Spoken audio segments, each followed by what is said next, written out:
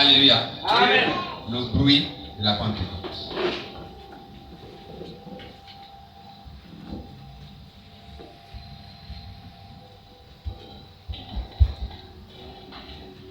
Le micro là, vous voyez, peut-être un peu plus.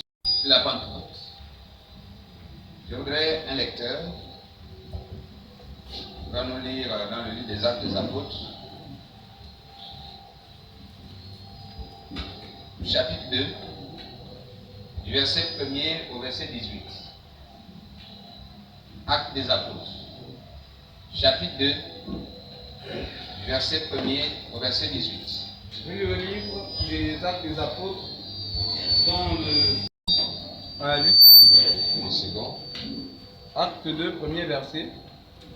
Le jour de la Pentecôte, Le jour de la Pentecôte. ils étaient tous ensemble, Mhm, dans le même lieu. mhm.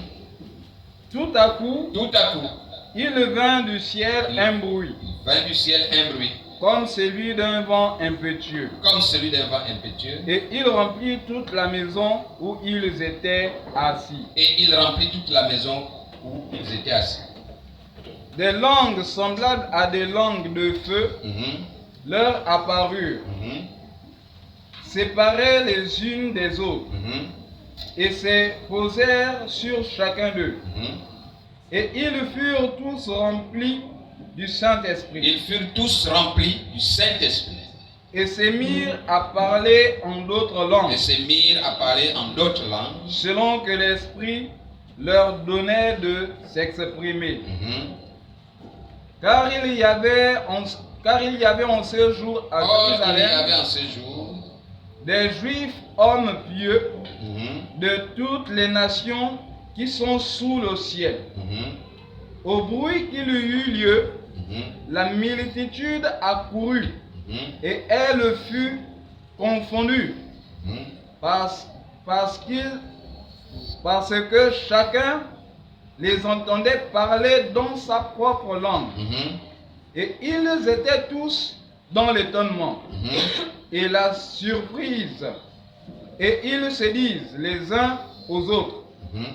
voici ces gens Voici ces gens qui parlent. qui parlent. Ne sont-ils pas tous galiléens? Ne sont-ils pas tous galiléens? Et comment les entendons-nous? Et comment les entendons-nous? Dans notre propre langue, à chacun dans notre langue maternelle. Mhm,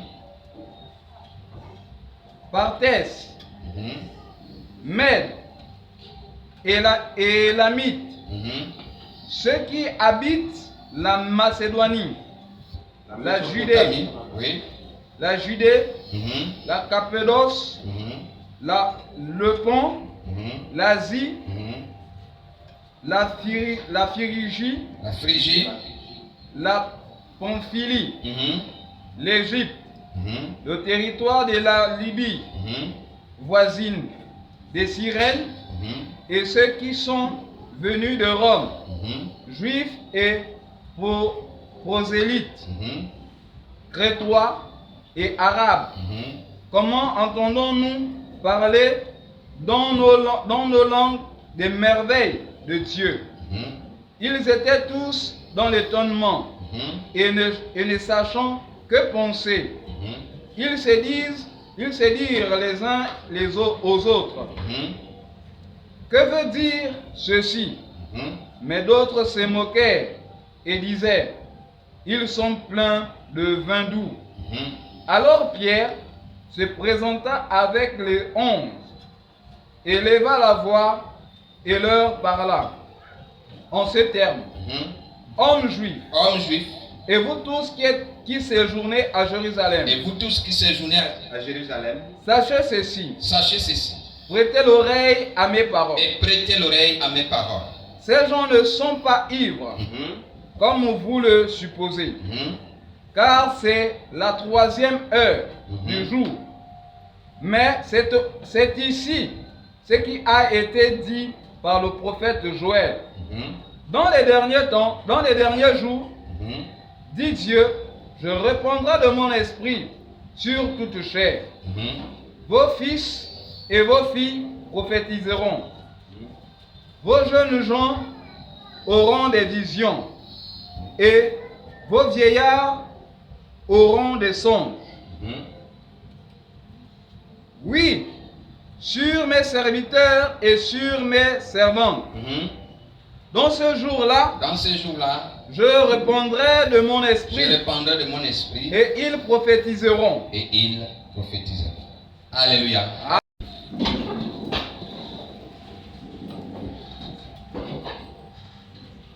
Je voudrais, ce matin, il faut apprêter vos Bibles. Parce qu'on va beaucoup lire. Amen. On va beaucoup s'accrocher à l'écriture. Mais je vais faire un message peut-être de 2 ou 3 minutes. Ce sera suffisant. Alléluia. Amen. 2 ou 3 minutes, ce sera suffisant pour pouvoir dire ce qu'il y a à dire. Le bruit de la Pentecôte. C'est le thème de ce matin. Amen. Bien-aimés, la Pentecôte survient après la Pâque. Nous avons déjà vu la Pâque. La Pâque est passée. Amen. La Pentecôte et la Pâque sont séparées de 50 jours. La distance entre la Pâque et la Pentecôte fait 50 jours. Alléluia. Amen. Cette année, la Pâque est tombée quand? Le dimanche de Pâques. C'était le 31 mars. Le dimanche de Pâques est tombé le 31 mars. Nous sommes d'accord? Amen. Donc il y a déjà un jour là. Vous prenez ce jour-là, vous le cachez d'abord. Prenez, s'il vous plaît, que tout le monde suive. Prenez le jour, le 31 mars. Prenez ce jour-là, cachez-le d'abord. On va aller le récupérer après. Puis nous sommes rentrés au 1er avril, n'est-ce pas? Avril prend combien de jours? Combien? 30 jours. Nous sommes au combien aujourd'hui? Au 19. 30 plus 19. Ça fait combien? 30 plus 19, ça fait combien? 49. Plus le jour qu'on a caché. Nous sommes au 50e jour après la Pâque. Tout le monde a compris ça? Amen. La Pentecôte, c'est 50 jours après la Pâque. Nous étions au dimanche 31 mars, si vous vérifiez vos calendriers, c'était la Pâque. Et nous sommes au 19 mai, ça nous fait 50 jours depuis que la Pâque est passée. Mais c'est quoi la Pâque et c'est quoi la Pentecôte? Quelle est la différence entre la Pâque et la Pentecôte? La Pâque va symboliser la mort et la résurrection de Jésus-Christ. En fait, la Pâque, c'est le passage de la mort à la vie. On passe de la mort à la vie pendant la Pâque. Ça va pour tout le monde? Amen. Bon, parce qu'on va faire c'est vraiment un enseignement ce matin. C'est plus un enseignement qu'une prédication. La Pâque, nous passons de la mort à la vie de Jésus-Christ. Maintenant, la Pentecôte symbolise quoi? Comment? La descente du Saint-Esprit. Le Saint-Esprit descend. Mais quand le Saint-Esprit descend, Jésus est déjà parti. Alléluia. Amen. Il avait dit quoi? Je ne vous laisserai pas orphelins. Mais ils sont restés un peu orphelins, si on peut dire, pendant 50 jours. Amen. Enfin, disons pendant 49 jours. Comme si c'était un peu orphelin. Mais dans la réalité, est-ce que le Saint-Esprit est descendu? dans la réalité, est-ce que le Saint-Esprit est descendu? Non, parlons un peu vrai. Est-ce que le Saint-Esprit est descendu? Oui. Ça, c'était simplement un signe physique de la promesse. Mais sinon, l'Esprit de Dieu était là. Alléluia. Amen. Mais n'était pas encore disponible en chacun d'eux. Voici la différence. Le Saint-Esprit était déjà là. Il n'y a que Jésus lui-même qui l'utilisait. Et il n'y a que, regardez dans l'Ancien Testament, autant de rois, autant de juges, ainsi de suite. C'est quelqu'un avec qui Dieu parlait. Et lui communiquait la pensée de Dieu aux autres. Amen. Donc le Saint-Esprit n'était pas encore disponible pour tout le monde. Amen. Dieu choisit un homme, il travaille avec lui. Quand il a fini avec lui, il choisit un autre, il continue. Amen. Mais le jour de la Pentecôte, c'est le jour où Dieu a voulu disposer le Saint-Esprit à tous. Alléluia. Amen. C'est ça la différence. Ce n'est pas que le Saint-Esprit était caché quelque part, peut-être dans les nuages, après il est tombé. Ça, ces jours-là, symbolise le jour où on va dire, le jour de la distribution. On distribue maintenant le Saint-Esprit à tout le monde. Alléluia. Amen. Donc, la Pentecôte, comme la Bible nous relate, c'est la descente du Saint-Esprit. Amen. Amen. Mais, je voudrais seulement dire, le thème de ce matin, le bruit de la Pentecôte. Je voudrais d'abord vous parler, premièrement, de la nature de ce bruit. La nature de ce bruit.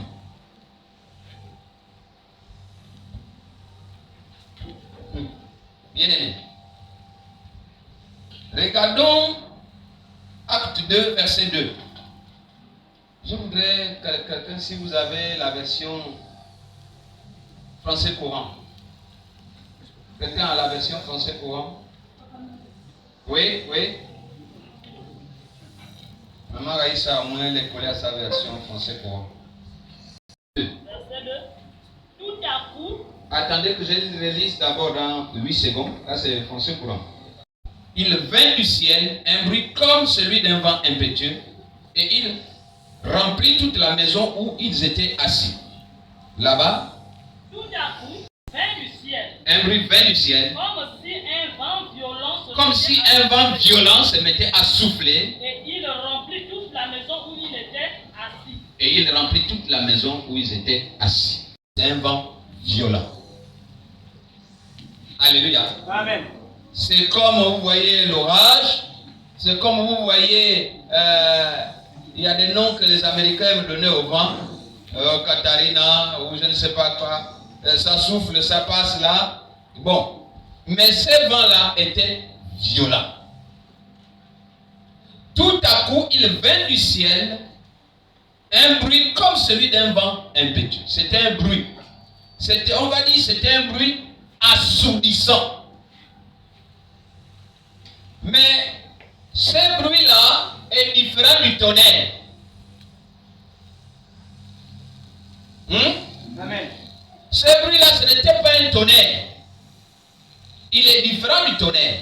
Quand le tonnerre gronde, quand ça fait des flashs, la première idée qu'on a, c'est se cacher sous le lit. Amen. Vrai ou faux? Amen. Bon, en tout cas, moi, je ne supporte pas ça. Alléluia. Amen. Quand il y a le tonnerre, je commence à chercher, mes pieds ne doivent plus toucher le sol. Vous comprenez, non? Amen. Pourquoi? Parce que vous n'avez pas encore subi. Normalement, quand vous voyez les éclairs, il ne faut pas être pieds nus. Parce que la terre, là, a de l'électricité. Amen. Ça, c'est ce que vous ignorez. Tu peux être électrocuté par l'éclair parce que tes pieds touchent la terre. C'est pour ça qu'on vous parle quand la SCG veut venir installer chez toi, on parle de la prise de terre. Vous comprenez l'histoire de la prise de terre? Parce que la terre absorbe cela et les appartient. Donc la terre attire l'éclair et l'absorbe. C'est pour ça qu'on parle de brise de terre. Donc si tu es bien nu, il est possible que tu sois emporté. Alléluia. Mais ce bruit-là, il était assourdissant. Ce n'était pas le bruit d'un char. Alléluia. Amen. Ce n'était pas le bruit de Satan 2. Parce que même Satan 2 n'a pas encore fait de bruit. Et il sort quand même de temps en temps. Quand les autres parlent, lui, il dit, il existe. Je ne sais pas si vous suivez. Amen. Moi, je suis au loin, la guerre qui se passe en Ukraine. Quand les Occidentaux, avec les Américains, réunissent les moyens, ils envoient. Ils disent, bon, cette fois-ci, on va envoyer à l'Ukraine tel moyen. Poutine sort et il dit, révisez Satan 2, mettez la propriété, mettez un peu le pass, lavez ça, nettoyez, juste pour montrer aux gens qu'il existe. Il n'est pas encore utilisé, il est là. Il peut faire mal. C'est une arme qui peut toucher n'importe quel coin du monde. Amen. J'ai dit n'importe quel coin du monde. Depuis la Russie jusque chez moi, à Edelmonio, ça va arriver. Alléluia. Ça peut toucher n'importe quel coin du monde. Et quand ça tombe là, le rayon que ça fait, c'est-à-dire que ça propage là, c'est des kilomètres et des kilomètres. Alléluia. Amen. Mais ce n'était pas ce bruit-là. Ce n'était pas le bruit de Satan 2. Mais le bruit qui est descendu le jour de la Pentecôte, il était violent. Il a été entendu de beaucoup de gens, mais il était orienté. Alléluia. Amen. Il était orienté pour ne pas faire du mal, pour ne pas boucher les oreilles. Alléluia. Amen. Le volume lui-même, Dieu avait réglé. La vitesse, il avait réglé. La force, il avait réglé. Tout était réglé. Mais je voudrais seulement que tu comprennes. Le bruit là, le vent là, qui est descendu, c'était le Saint-Esprit. Le bruit là a une nature. La nature du bruit là s'appelle le Saint-Esprit. Amen. Alléluia. Amen. Tout à coup, il vint du ciel un bruit comme celui d'un vent impétueux. Et il remplit toute la maison où ils étaient assis. Il qui? Les apôtres. Écoutez bien. Non, regardez ce qu'écrit la Bible. Nous sommes ici à Mouila. Nous sommes ici à l'église Bethany Eden. Un vent souffle. Tout le monde l'écoute. Tout le monde l'entend. Toute la ville entend. Mais le vent là, les gens ici viennent remplir ici. Quelqu'un comprend quelque chose? C'est-à-dire que tout Mouila a entendu le bruit. Mais le bruit là, le vent là est rentré quelque part et a rempli la pièce. La Bible dit, et il remplit toute la maison où ils étaient assis. Donc, c'est pour ça que je vous ai dit que c'est comme un missile. Un tomahawk réglé, orienté. C'est-à-dire que tu vas tomber à tel endroit. Il y a des missiles qu'on appelle les traceuses. Hein? Ces missiles-là, nous les avons encore au Gabon. Il a été utilisé une fois. Nous sommes là en 93, c'est ça, 93. Le missile a été tiré, vous voyez l'immeuble Beyrouth là, au sein. Hein? Il y a même une pharmacie là.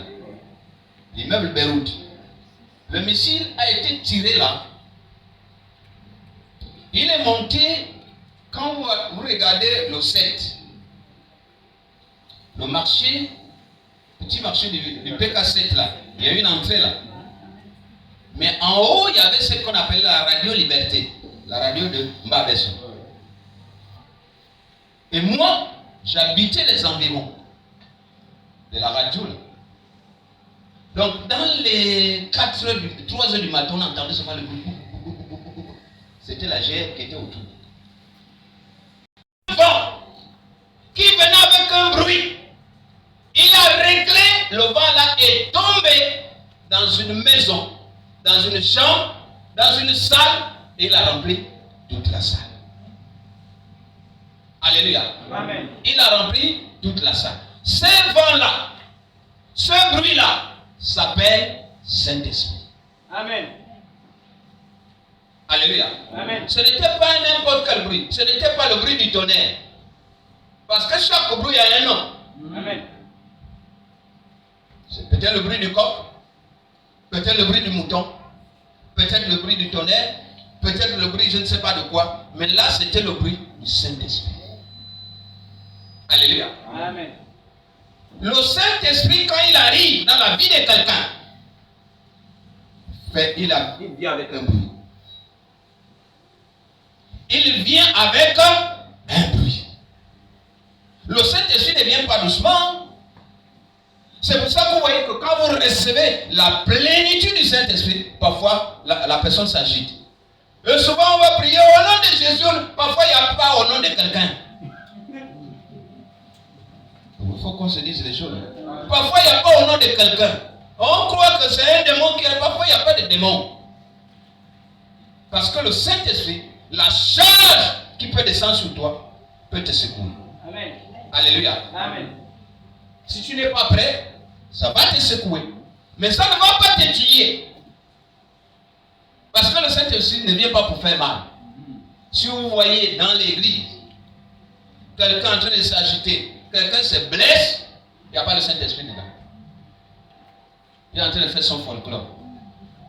Même lorsqu'on fait l'exercice du ministère, si vous voyez quelqu'un tomber ici, se blesser, il est en train de faire le folklore. Le Saint-Esprit ne blesse pas. Il peut t'agiter d'ici, je ne sais pas jusqu'où, tu n'auras aucune égratignure. Parce que c'est un esprit d'ordre. C'est un esprit de protection. Alléluia. Amen. Mais ce jour-là, il est descendu comme un vent violent, avec un bruit impétueux. Alléluia. Deuxièmement, je voudrais vous parler des origines. Je vous ai parlé de la nature. Je voudrais vous parler des origines ou des raisons du bruit de la Pentecôte. Quelles sont les origines, quelles sont les raisons du bruit de la Pentecôte? Pourquoi il y a eu le bruit de la Pentecôte? Je voudrais qu'on lise, qu'on prenne acte 1, du verset 4 au verset 8. Acte 1. Acte 1, verset 4. Se trouvait avec eux, il leur recommanda de ne pas s'éloigner de Jérusalem, mais d'attendre ce que le Père avait promis. Ce que je vous ai annoncé, leur dit-il. Car Jean a baptisé d'eau, mais vous, dans peu de jours, vous seriez baptisés du Saint-Esprit.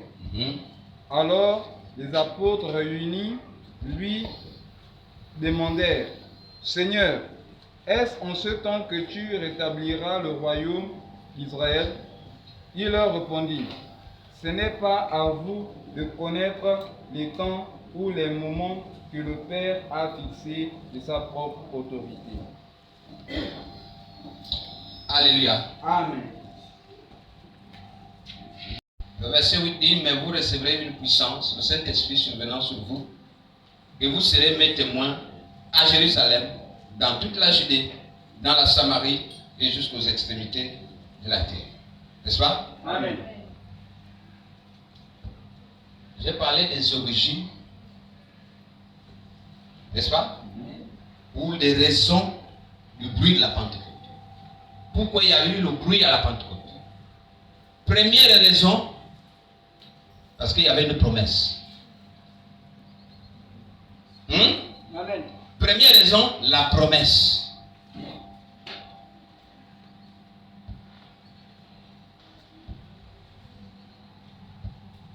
La première raison, c'est la promesse. Jésus est mort, ressuscité. Et il a été vu par les uns les autres. Et il se trouve avec ses disciples encore. Et la Bible dit, comme il se trouvait avec eux, il leur recommanda de ne pas s'éloigner de Jérusalem, mais d'attendre ce que le Père avait promis, ce que je vous ai annoncé, leur dit-il. Car Jean a baptisé d'eau, mais vous, dans peu de jours, est-ce que vous comprenez, non? Vous, dans peu de jours, dans peu de jours, vous serez baptisés du Saint-Esprit. Alors les apôtres réunis lui demandèrent, Seigneur, est-ce en ce temps que tu rétabliras le royaume d'Israël? Il leur répondit, ce n'est pas à vous de connaître les temps ou les moments que le Père a fixé de sa propre autorité. Mais vous recevrez une puissance, le Saint-Esprit survenant sur vous, et vous serez mes témoins à Jérusalem, dans toute la Judée, dans la Samarie et jusqu'aux extrémités de la terre. Il y a une promesse. Le bruit n'est pas venu par hasard. Il y avait d'abord une promesse. Le bruit a une origine. Premièrement, la promesse. Dieu avait promis. Alléluia. Amen. Mais Dieu avait promis quoi? Le bruit. Il avait promis quoi? Le Saint-Esprit. Je vous disais que le bruit là s'appelait quoi? Le Saint-Esprit. Est-ce que quelqu'un comprend ça? Amen. Ce n'était pas n'importe quel bruit. Il avait promis le Saint-Esprit, mais il n'avait pas dit il viendra dans telle enveloppe. Il viendra avec tels habits. Il sera grand, il sera petit, il sera costaud. Il a dit je vous enverrai le Saint-Esprit. Maintenant, lui-même, il a décidé de son propre chef la manière avec laquelle le Saint-Esprit devait venir. Amen. Alléluia. Amen. C'est lui-même qui a fixé. C'est lui-même qui a décidé. Il pouvait envoyer ça dans la main d'un fou. Amen. Et il va leur donner ça. Un fou pouvait ramasser quelque chose, il vient vous donner, et quand il vient vous donner, pas dans la salle, un mouvement se produit. Chacun se lève, chacun commence à parler. Ça pouvait être comme ça.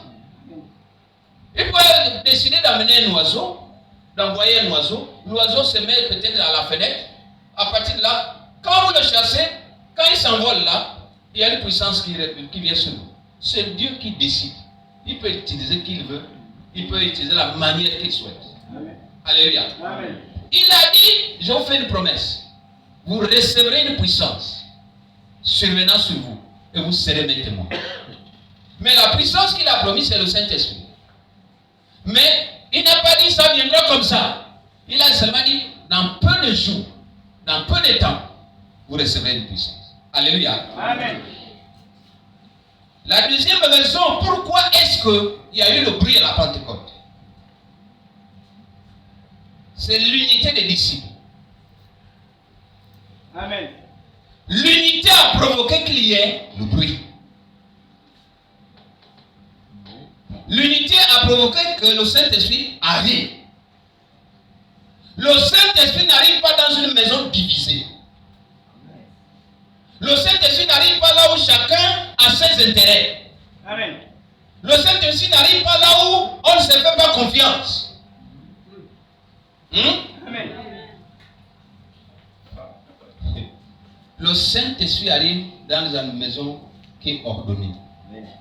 Dans les maisons, on sait qu'il y a des grands, il y a des petits. Amen. Chez moi, j'ai un système que j'ai habitué mes enfants. Et eux-mêmes, ils sont déjà habitués comme ça. Un petit ne peut pas se servir avant le grand. Jamais. Ça n'existe pas chez nous. Il y a un ordre qu'on suit. Même si tu vises un bon morceau, le grand se sert d'abord. S'il ne prend pas le morceau que tu vises, c'est tant mieux pour toi. Mais s'il a déjà pris, mon ami, tu vas l'amener ce qui reste. Est-ce que c'est clair? Il n'y a pas de désordre. Une maison doit être organisée. On mange tous ensemble, mais les grands se servent d'abord. Mais si on est dans une maison où nous sommes comme dans un champ de maïs, chacun porte une barbe, mais le Saint-Esprit ne descend pas.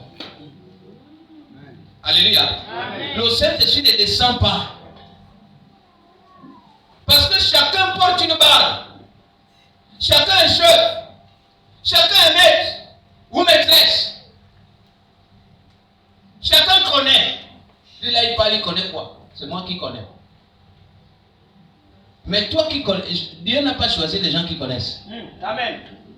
Oh, je vais te décevoir ce matin. Dieu n'a pas choisi les gens qui connaissent. Dieu a choisi des gens qui n'ont rien et qui ne sont rien. Amen. Des gens inutiles. Et la Bible pouvait dire, Jésus n'avait rien pour attirer les regards. Il n'a même pas d'éclat pour attirer les regards de quelqu'un. Alléluia. Amen. Mais c'est lui qui a été choisi. La Bible nous apprend que Moïse, c'était un meurtrier.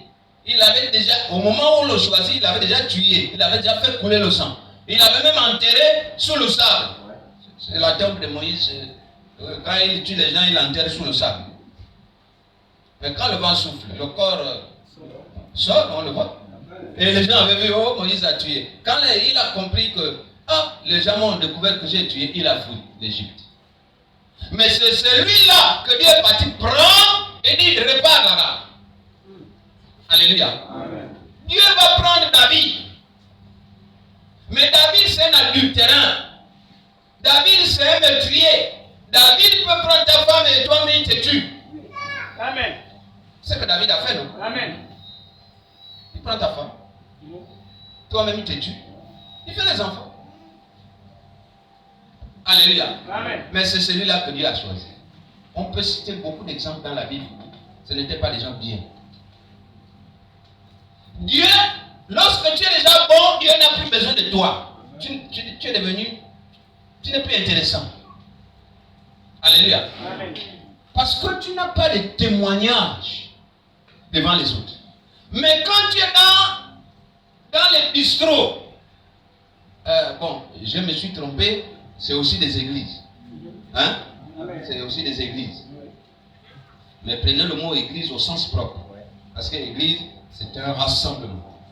Hein? Bien. C'est des églises. Mais c'est des temples. Leur maître là-bas, c'est Bacchus. Nous ici, notre maître, c'est Jésus. Et eux aussi, ils ont un maître, Bacchus. C'est dans les temples de Bacchus. Si tu es là-bas, tous les jours, et quand tu commences à marcher, les pieds commencent à faire comme ça. Et tu dis, le rigolo là, il ne me voit même pas. Et le plafond est bas, visibilité nulle. Quand tu commences à tanguer comme ça, lorsque Dieu réussit à te prendre là-bas, il t'amène bien un témoignage. Amen. Vrai ou faux? Oui. Quand tu es toujours rigolo, personne ne s'intéresse à toi. Ce sont ceux qui sont en train de tanguer là. Quand ils chantent, ce sont ceux qui ne connaissent rien là. Quand ils chantent, Dieu commence à dire, toi tu es intéressant. Toi tu peux me faire gagner beaucoup d'argent. Amen. J'étais dans les bistrots. J'avais des disciples aussi qui étaient avec moi. Et c'était peut-être moi le fournisseur. Et quand je chante, les autres commencent à se poser des questions. Lui là, pourquoi là? Mais et pourtant on avait les joints ensemble, on fumait. Bon, lui là, c'est comment? Mon ami, tu n'as pas un joint là? Oh non, je n'en ai plus, je ne touche plus aux joints. Ah, lui là, qu'est-ce qui lui est arrivé? Est-ce que sa grand-mère est morte? Mais c'est comme ça qu'il a perdu sa femme. Qu'est-ce qui lui arrive? Mais mon ami, mais on a besoin d'une clope là. C'est quoi? Donne-nous. Le gars il dit, moi je ne fais plus ça, je ne touche plus à ça. Il dit bon. Après on commence à guetter ça. Ah, il va à l'église, il va à l'église. Oh, chrétien. Tu es chrétien. Pasteur. On commence à dire pasteur. Comme une moquerie. Amen. Vous comprenez? Amen. Mais on commence à se moquer, et puis tout d'un coup, dans la bande là, il y a un qui te résout. Il y a un deuxième qui te résout. Il y a un troisième qui te résout. Peut-être tout là-bas. Tu les as gagnés pourquoi? Par ton changement.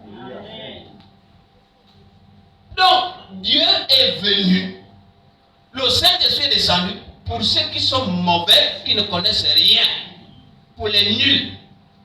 Alléluia. Amen.